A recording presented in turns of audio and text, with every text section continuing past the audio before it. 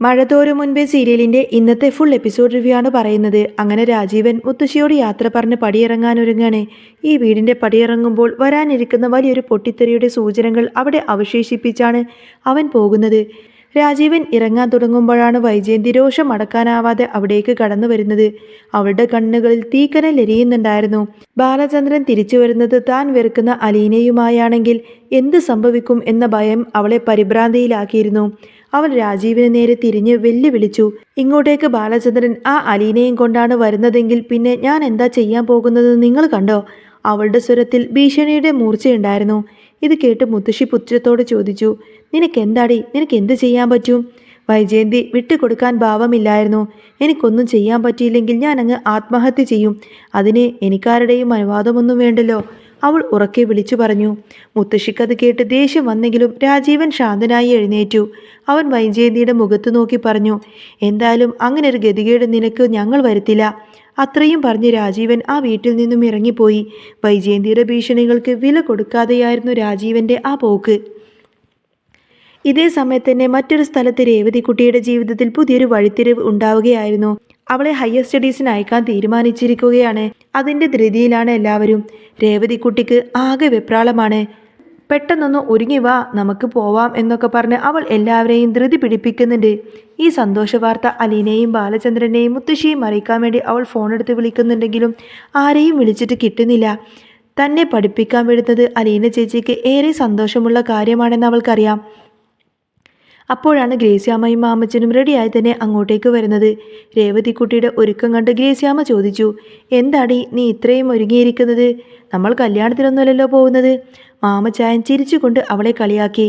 അല്ല, അവിടെ ചെന്ന് കഴിയുമ്പോൾ അഡ്മിഷൻ കിട്ടുമോ എന്ന് തന്നെ അറിയില്ല. നീ +2 പാസ്സായതാണോ അതോ തോറ്റു തുന്നമ്പാടി ഇരിക്കുകയാണെന്നൊക്കെ ആർക്കറിയാം? രേവതിക്കുട്ടി വിടാൻ ഭാവമില്ലായിരുന്നു. അവൾ തലയുയർത്തിക്കൊണ്ട് തന്നെ പറഞ്ഞു, അതെ, പഠിക്കുന്ന കാലത്തൊക്കെ ഞാൻ 1ാം തരം സ്റ്റുഡൻ്റ് ആയിരുന്നു. എനിക്ക് എല്ലാ വിഷയത്തിലും A+ ഉണ്ട്. അതുകൊണ്ട് വെറുതെ വർത്തമാനം പറയാതെ പെട്ടെന്ന് ഇങ്ങോട്ടേക്ക് വരാൻ നോക്ക്. അവൾ മാമച്ചായൻ്റെ കൈ പിടിച്ച് വലിച്ച് കോളേജിലേക്ക് നടന്നു. കോളേജിലെ പ്രിൻസിപ്പലിൻ്റെ മുറിയിൽ അഡ്മിഷൻ നടപടികൾ നടക്കുകയാണ്.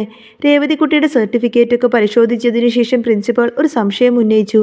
ഇതിനു മുൻപ് ലീഗൽ ഗാർഡിയനായിട്ട് വെച്ചിരിക്കുന്നത് ബ്രിജിത്ത എന്നൊരാളെയാണല്ലോ. ഇപ്പോൾ ആരാണ് ഇയാളുടെ ഗാർഡിയൻ? മാമച്ചായൻ മുന്നോട്ട് വന്നു പറഞ്ഞു, അതിന് ഞങ്ങൾ തന്നെയാണ് ഇവളുടെ ഗാർഡിയൻ. ഇനി അങ്ങോട്ടേക്ക് ലീഗൽ ഗാർഡിയൻ ഞാനായിരിക്കും. അതിനുള്ള സർട്ടിഫിക്കറ്റും രേഖകളും ഞങ്ങൾ ശരിയാക്കി തരാമെന്ന് അദ്ദേഹം ഉറപ്പ് നൽകി. അഡ്മിഷൻ വൈകിയത് കൊണ്ട് തന്നെ ഒരു സെമസ്റ്റർ നഷ്ടപ്പെട്ടേക്കാമെന്നും അത് പിന്നീട് എഴുതിയെടുക്കാമെന്നും പ്രിൻസിപ്പൽ അറിയിച്ചു. അതെല്ലാം തന്നെ ഞാൻ ചെയ്തോളാമെന്ന് രേവതിക്കുട്ടി ആത്മവിശ്വാസത്തോടെ സമ്മതിച്ചു. അങ്ങനെ രേവതിക്കുട്ടിയുടെ കോളേജ് പ്രവേശനം ഭംഗിയായി നടന്നു. വലിയൊരു സന്തോഷത്തോടെ അവരവിടെ നിന്നും വീട്ടിലേക്ക് മടങ്ങി. ഇതേ സമയത്ത് തന്നെ ബാലചന്ദ്രന്റെ കാർ കൈതക്കൽ വീടിന്റെ ഗേറ്റിനകത്തേക്ക് വരികയായിരുന്നു.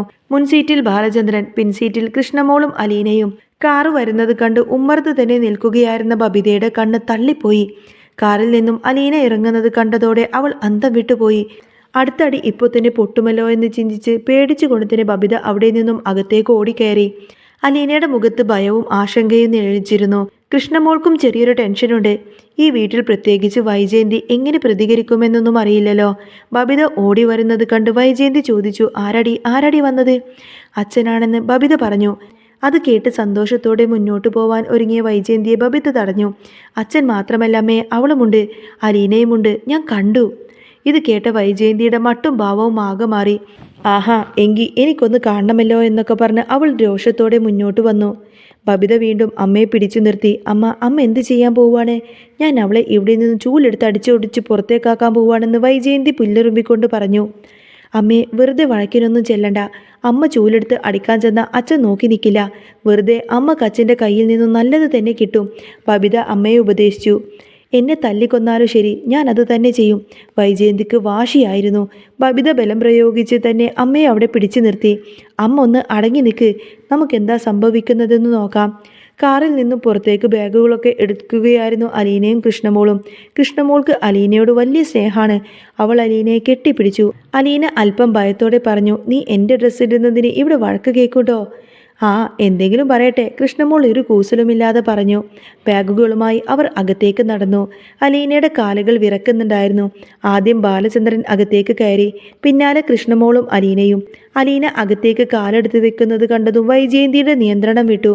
വൈജയന്തിയുടെ മുഖത്തെ ഭാവമാറ്റം കണ്ട ബാലചന്ദ്രൻ അവിടെ അടുത്തേക്ക് ചെന്നു. അവൻ്റെ സ്വരത്തിൽ ഉറച്ച തീരുമാനത്തിൻ്റെ മുഴക്കമുണ്ടായിരുന്നു. നിന്റെ അഹങ്കാരം കൊണ്ട് നീയും നിന്റെ ആങ്ങളെയും കൂടി പിടിച്ചു പുറത്താക്കിയതാണ് അലീനയെ. അവളെ ഞാൻ തിരിച്ചു കൊണ്ടുവന്നിട്ടുണ്ട്. ഇനിയെങ്കിലും നിന്റെ അഹങ്കാരമൊക്കെ മറച്ചു വെച്ച് അവളെ ഒരു മകളെപ്പോലെ സ്നേഹിക്കാൻ തയ്യാറാണെങ്കിൽ നിനക്ക് നല്ലത്. അല്ലെങ്കിൽ നിന്റെ ജീവിതം ഇനിയും ദുരന്തത്തിലാവും. വൈജയന്തി പുച്ഛത്തോടെ മുഖം തിരിച്ചു. എനിക്ക് ആ ദുരന്തം മതി. എന്തായാലും നിന്റെ മനസ്സുപോലെ പെട്ടെന്ന് തന്നെ സംഭവിക്കട്ടെ എന്ന് ഞാൻ പ്രാർത്ഥിക്കാം. ബാലചന്ദ്രൻ മറുപടി നൽകി. വൈജയന്തി വിട്ടുകൊടുത്തില്ല. ഇവളെ ഇങ്ങോട്ടേക്ക് തിരിച്ചു കൂട്ടിക്കൊണ്ടുവന്നത് എനിക്കൊട്ടും ഇഷ്ടപ്പെട്ടിട്ടില്ല എന്ന കാര്യം നിങ്ങൾക്കറിയാവുന്നതല്ലേ. അതുകൊണ്ട് ഇനി ഈ വീട്ടിൽ ഇവളും ഞാനും ഒരുമിച്ച് വേണമെന്ന് ഞാനൊന്ന് ആലോചിക്കട്ടെ. എനിക്കെൻ്റെ വീട്ടുകാരുമായിട്ടൊന്ന് ആലോചിക്കണം. എനിക്കങ്ങനെ ആരുമില്ലാത്തവളൊന്നുമല്ല ഞാൻ.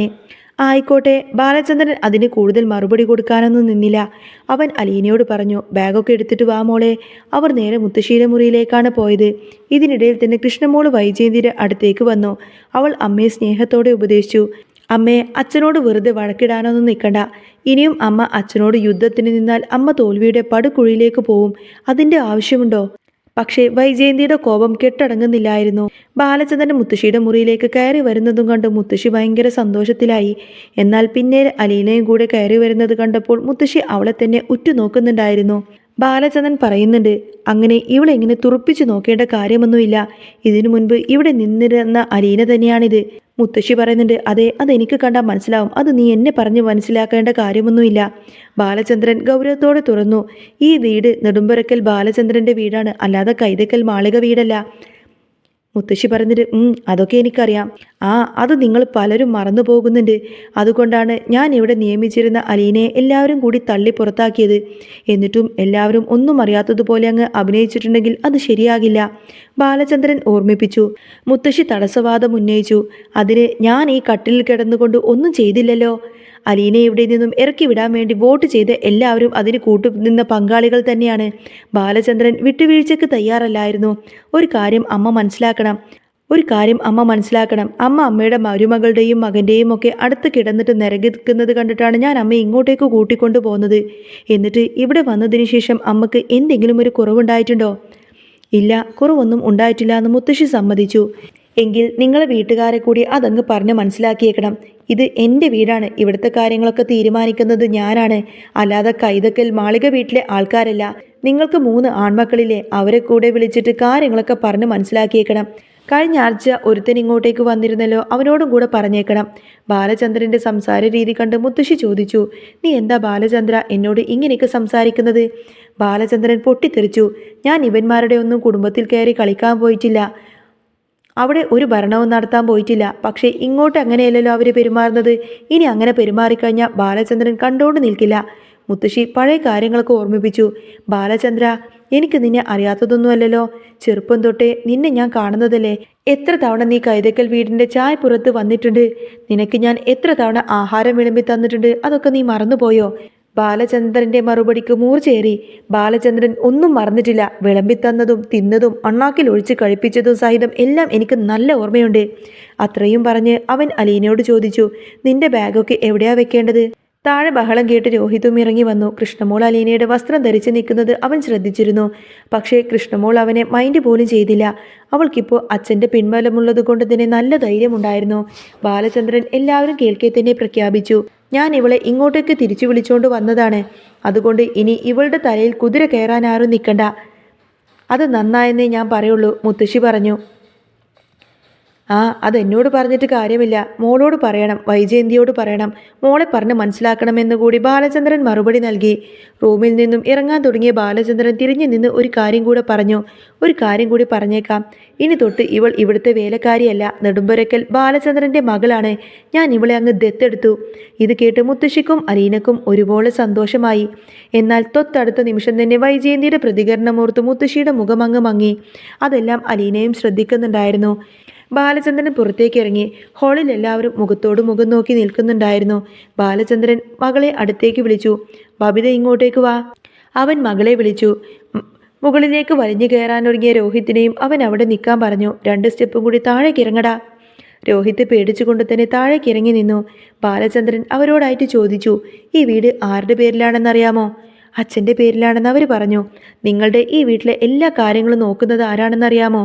അച്ഛനാണ്. അച്ഛൻ തന്നെയല്ലേ, അല്ലാതെ അമ്മയോ അമ്മാവന്മാരോ ഒന്നുമല്ലല്ലോ. അപ്പോൾ നിങ്ങളുടെ കാര്യങ്ങളെല്ലാം നോക്കുന്ന നിങ്ങളുടെ അച്ഛനോട് നിങ്ങൾക്ക് കുറച്ചെങ്കിലും കൂറ് വേണം.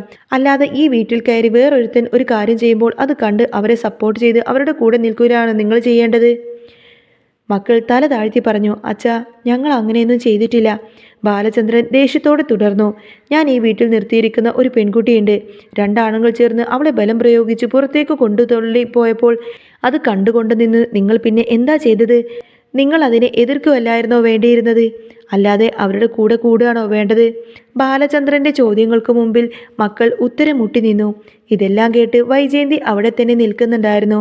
അലീന അങ്ങോട്ടേക്ക് ഇറങ്ങി വന്നപ്പോൾ വൈജയന്തിയുടെ ദേഷ്യം ഇരട്ടിച്ചു. ഈ സംഭവങ്ങൾക്കെല്ലാം ശേഷം ബാലചന്ദ്രൻ അവരോടായിട്ട് ഒരിക്കൽ കൂടി ഉറപ്പിച്ചു പറയുന്നുണ്ട്, ഇന്നു മുതൽ അലീന ഈ വീട്ടിലെ വേലക്കാരിയല്ല, ബാലചന്ദ്രൻ്റെ സ്വന്തം മകളാണ്. വൈജയന്തിക്ക് അത് കേട്ടിട്ട് ഒട്ടും തന്നെ സഹിക്കാൻ കഴിഞ്ഞില്ല. പിന്നീട് വൈജയന്തി കൃഷ്ണമോളോട് സംസാരിക്കാൻ ചെല്ലുന്നുണ്ട്. എന്നാൽ കൃഷ്ണമോൾ അമ്മയോട് പറയുന്നുണ്ട്, അമ്മ ദൈവത്തെ ഓർത്തിട്ട് അലീന ചേച്ചിയെ സ്നേഹിച്ചില്ലെങ്കിലും ദ്രോഹിക്കാതെ ഒന്നിരുന്നൂടെ. സ്വന്തം മകൾ പോലും മറുകണ്ഠം ചാടിയത് വൈജയന്തിക്ക് വലിയ തിരിച്ചടിയായി. സങ്കടം സഹിക്കാനാവാതെ വൈജയന്തി മുത്തശ്ശിയുടെ അടുത്തേക്ക് പോയി പൊട്ടിക്കരഞ്ഞു. അന്നേ ഞാൻ നിങ്ങളോടെല്ലാവരോടും പറഞ്ഞതാ എനിക്കിങ്ങനൊരു വിവാഹം വേണ്ട എന്ന്. എല്ലാവരും കൂടി എന്നെ നിർബന്ധിച്ചിട്ടില്ലേ ഇതെൻ്റെ തലയിലങ്ങ് കെട്ടിവെച്ചത്. ഇപ്പം ഞാനല്ലേ ഇതൊക്കെ അനുഭവിക്കുന്നത് എന്നൊക്കെ പറഞ്ഞ് പൊട്ടിക്കരഞ്ഞുകൊണ്ടതിന് വൈജയന്തി ഇങ്ങനെ സങ്കടപ്പെട്ടിരിക്കുന്നതും കാണിച്ചുകൊണ്ടാണ് കേട്ടോ ഇന്നത്തെ ഈ എപ്പിസോഡ് അവസാനിക്കുന്നത്. ഇനി നെക്സ്റ്റ് വരുന്നത് നല്ല ത്രില്ലിംഗ് ആയിട്ടുള്ള ഒരു സൂപ്പർ എപ്പിസോഡൊക്കെ തന്നെയാണ്. ഉടനെ തന്നെ അപ്ലോഡ് ചെയ്യാം കേട്ടോ. അപ്പോൾ നിങ്ങൾക്ക് ഈ ഒരു ചാനൽ ഇഷ്ടമാവുകയാണെങ്കിൽ സബ്സ്ക്രൈബ് ചെയ്യാനും സപ്പോർട്ട് ചെയ്യാനൊന്നും മറക്കല്ലേ.